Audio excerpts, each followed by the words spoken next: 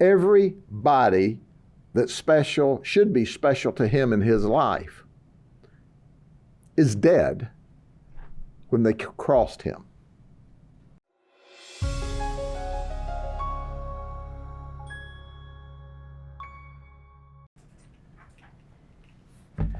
Hello everyone, thank you for being with me today. I've got two items that we're going to go over, and the first one that I want to talk about is a murder, a cold-blooded murder of a 39-year-old mother by her 17-year-old son.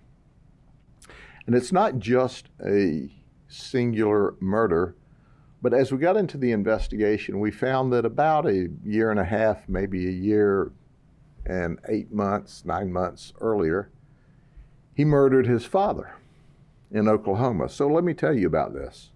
It all started on September the 8th, which was this last Sunday, when we got a 911 call from Collin Griffith, who's 17 years of age. And here's what he said. He said he and his mother had a very long fight, and she fell on a knife and killed herself. And she's bleeding from the neck. He didn't say she killed herself, said he's bleeding from the neck. So our 911 operators appropriately were giving them instructions on how to do life-saving techniques. When the deputies arrived, he met the deputies outside, and he was calm, cool, collected, not upset, and he had blood on him. What we found inside was this knife. This knife is 12 inches long, and of the 12 inches, 8 inches of that is the blade. So he's saying that his mother fell on this knife. We started our investigation at that point. The next morning at the medical examiner's office and the autopsy, the medical examiner said it is not reasonable or plausible that she died the way that he said she did. Just didn't happen. There were witnesses outside the mobile home that actually saw Collin drag his mother into the house by the hair on her head. Collin is about 6 foot and 160 pounds. So an investigation started. This residence was at 77 Hewlett Drive, which is Auburndale, and it's called the Hamptons. It's a 55 and over community. And where it occurred was at Collin's grandmother's house. Collin's grandmother at the time was not there. She has another home in the Keys, and that's where she was. But let me go through some details, because as we start to peel back the layer of this onion, we find out that this is not just a singular event with Collin stabbing his mother in the neck and ultimately killing her. Here's what we found, and follow me as I read a timeline to you. On February 14th, 2023, on Valentine's Day, in Lincoln County, Oklahoma. There's a Lincoln County, Nebraska too. In Lincoln County, Oklahoma, Collin said that his dad pulled a knife on him, and he shot and killed his dad. That's right. His father was named Charles. He shot him once in the chest and once in the head, and he claimed self-defense.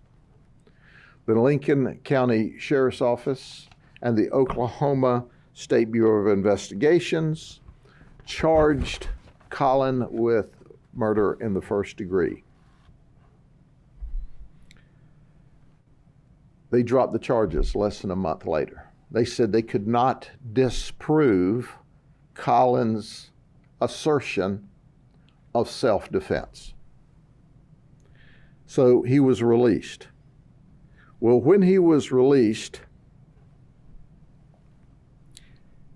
in March of 23, just barely a month after the original murder of his father, he came to Charlotte County, Florida, to live with his mother.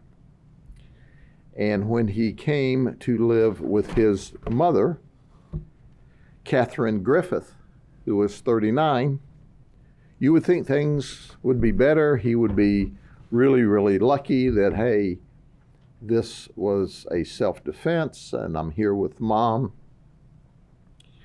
But 6 months later,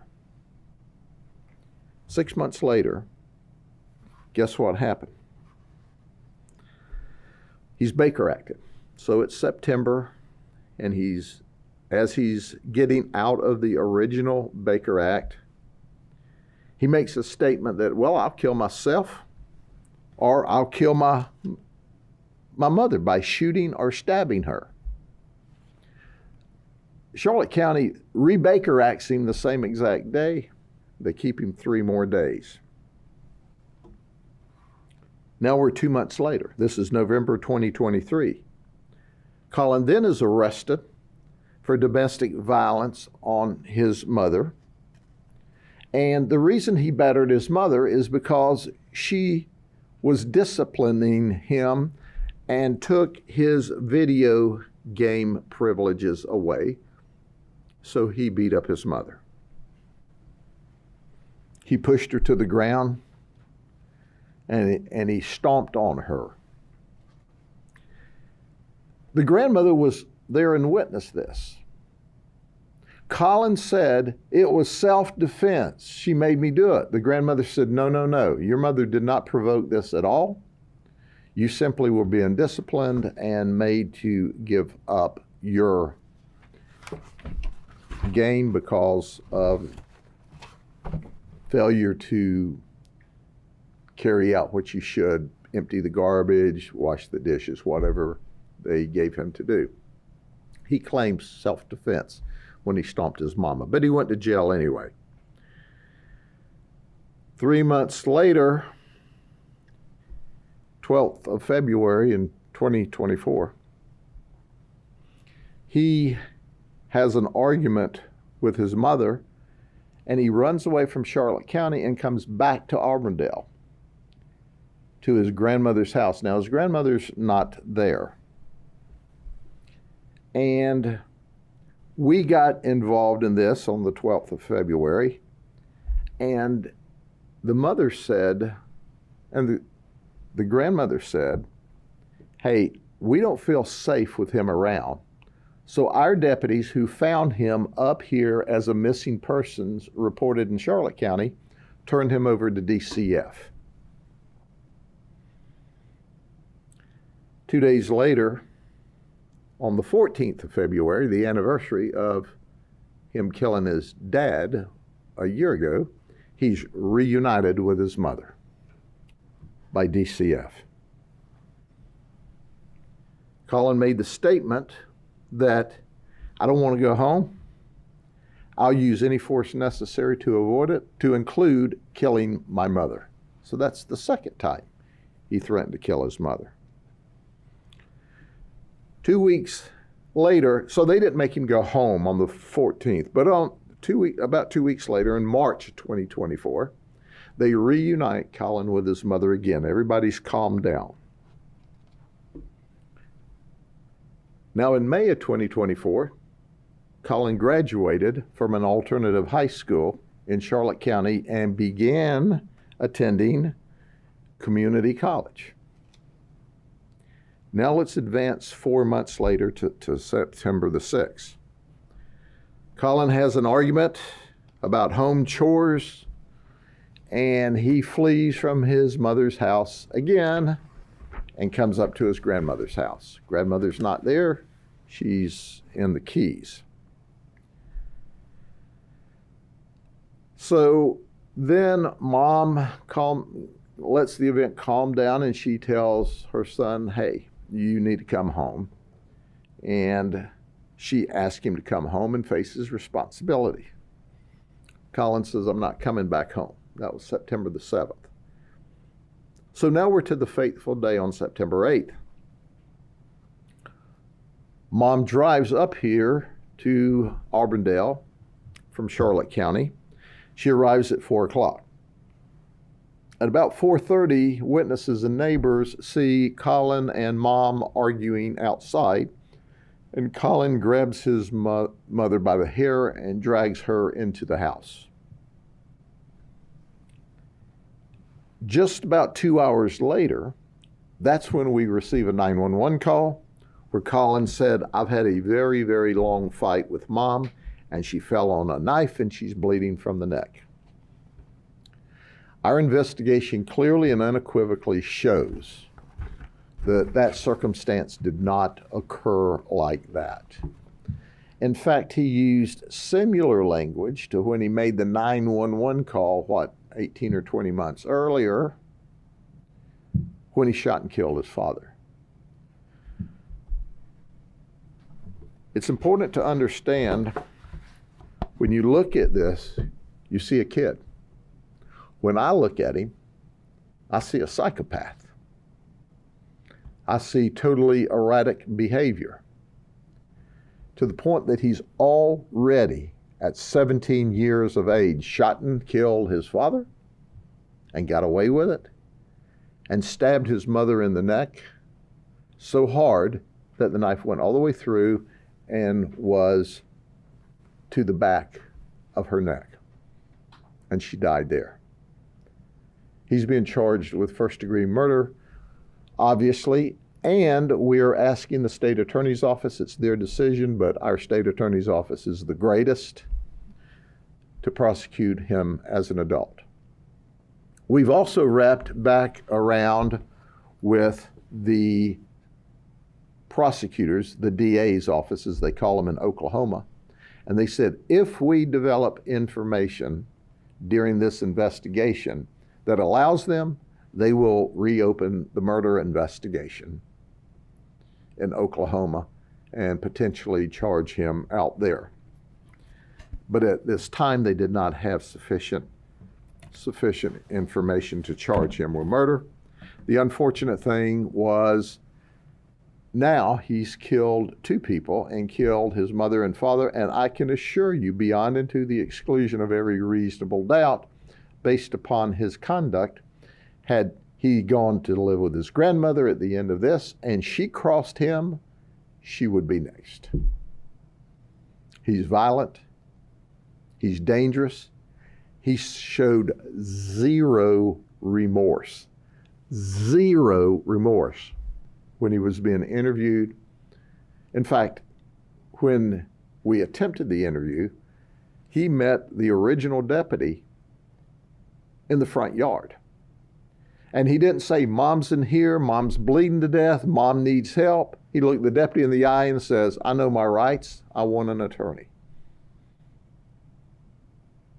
Zero emotion about, "Hurry up, help Mom, she's bleeding, she's got a problem." He is a dangerous human being. And we have him securely locked up, and we are working with the state attorney's office. We're putting the rest of the investigation together. We have began to talk to some of the family, which has confirmed that he is a dangerous person. Before I go to the second event, are there any questions? Sheriff, do you think the system failed him, that he should have never been out? I mean, after killing his father. Well, so when you look at this and you see how violent and how dangerous he is, it makes you wonder to what extent and what depth of investigation was done, because they released him from that murder charge that was lodged apparently within a month or so, because they were shipping him to his mother that quick. Now, did they wrap it up in that short period of time, or did they just say, "Hey, take him home," and notified the family later that we're not going to charge him? I don't know. But it's important to be accountable and responsible for your own actions. My question is, was there anything else that could have been done? Because had Oklahoma been able to act, Catherine would be alive and well today. But because she took him and tried to do like a mother should do and take care of him, she's now dead. Everybody that's special, should be special to him in his life, is dead when they crossed him. Is there any history of abuse? We're looking through that now to see what his family history there may be. Sheriff, I noticed he has a charge of violation of no contact order. Who filed that and who was that? We're working through the back pages now. Obviously, he's been involved with DCF in Oklahoma, if for no other reason, from the murder. He was involved with DCF here. We've been putting together our criminal case here. We will go through the back pages of him and any other interactions he's had with the system to try to determine everything that we can. But what we know for sure is he's violent and he's dangerous and he'll kill you, because he's done that on 2 occasions. Yes, ma'am. Let me ask. I noticed that the witnesses say they saw him outside at 4:30 with the fight. The 911 call was at 6 p.m. Is there a suspicion he killed his mother much earlier, and then what time? We are also investigating that. As you know, with these death investigations, the medical examiner cannot narrow down the frame to a 15-minute period. But certainly there are telltale signs that we are working through. So we looked inside the house. He said there was a protracted fight, and the home is neat and clean, and no evidence of any kind of a large fight or a long fight, as he said. Is it a kitchen knife? It's a kitchen knife from the house. People might hear you say DCF was involved and, he was released. Is there anything you want to say about the system in Florida, the DCF system? Or? Do you know, DCF has an impossible job, because all of society's wayward children and problem children and hot action events come to their lap. What did they know when? I don't know. That's part of the background investigation. I'm certainly not in a position, nor do I have an inclination to blame DCF at this point in the investigation. He was being intensely watched by the Charlotte County Sheriff's Office as a part of one of their programs down there. They had often contact with him and did a remarkable job keeping up with him. But he was not under any criminal charges at all.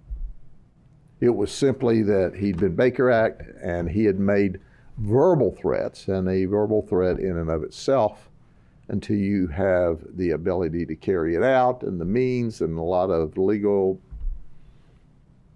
posturing, you can't just arrest people. And Mom came back up here to get him to, once again, she was angry. She needed a cooling off period for a time, and then she wanted him back down there so she could appropriately deal with him. So there's still a lot of background and a lot of DCF stuff between Oklahoma and Florida that we're looking through. But listen, when you finish all of this, what I call sociological positioning, nothing gives you the right to unilaterally stab your mother and kill her. And I'm not convinced, based upon what I know now Oklahoma didn't know this then, there were no witnesses to him shooting his dad. I'm not sure now that he didn't set his dad up to murder him. We don't know that. It's under investigation, and certainly my prayer is if somebody knows something that can help prosecute him in Oklahoma that was missed for whatever reason, they come forward.